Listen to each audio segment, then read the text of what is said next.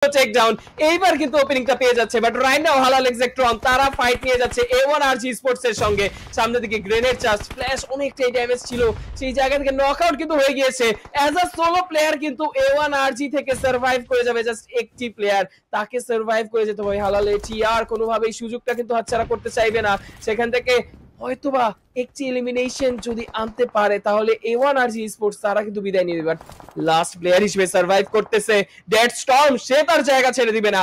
এখন তার গর্জে ওঠার সুযোগ, সে কিন্তু এই জায়গা থেকে কেউ কোনো মতে এলিমিনেশন নিয়ে যেতে চাইবে কোন রকম ভাবে। গ্রেনেড চার্জ এইবার কিন্তু পুশটা এড়িয়ে যেতে চাইবে, বাট সামনের দিকে 90 ডিগ্রি সে চলে এসেছিল, ড্যামেজ ডিল করে নকআউট ছিল ডেড স্টর্মের দ্বারা, দুর্দান্ত একটি নকআউট। এইবার কিন্তু আরো প্লেয়ার প্যানিকে চলে যাবে, সামনের দিকে আরো একটি নকআউটের সুযোগ ছিল, সাইড থেকে চলে এলো 6-9 এর শট এন্ড এরই সাথে ডেড স্টর্ম তাকে নিতে হচ্ছে বিদায়।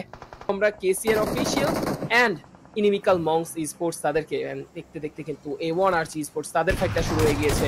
Rowdy has been taken down, এই পর্যায়ে কিন্তু ফ্ল্যাশ সুন্দরভাবে সিএমএফ, ও ভাই ইলেকট্রো দারুণভাবে কিন্তু এসেছিল, বাট ফ্ল্যাশ তার ফ্ল্যাশি এন্ট্রেন্সকে কিন্তু থামিয়ে দিল, নক দিয়ে দিয়েছে, সাথে সাথে ফিনিশিং ব্রো। বর্তমানে কিন্তু সামনে থেকে মলোটপ চার্জ হয়ে যাচ্ছে, ফ্ল্যাশ পরিস্থিতি সামাল দিতে ব্যাকফিল্ডে চলে আসলো, এন্ড এই পর্যায়ে কিন্তু সামহাউ গ্রেনেড গুলো ডজ করতে হবে। সামনের দিকে প্লেয়ার এখনো পড়ে যাচ্ছে, রিফ্লেক্সের সামনে চলে এসেছিল, ফ্ল্যাশ ডজ করে কিন্তু ব্যাকফিল্ডে চলে এলো, গ্রেনেডটা ডজ ছিল দারুণ ভাবে। সামনের দিকে গ্রেনেড চার্জের প্রচেষ্টা, ফয়সাল ড্যামেজ থাকা অবস্থায় সেও কিন্তু করে যাচ্ছে গ্রেনেড চার্জ, ফ্ল্যাশ তার এই গ্রেনেডটা কিন্তু টার্নিং পয়েন্ট চলে আসতে পারে না, রিফ্লেক্স সামহাউ এখনো কিন্তু ভেহিকল কভার নিয়ে বসে আছে।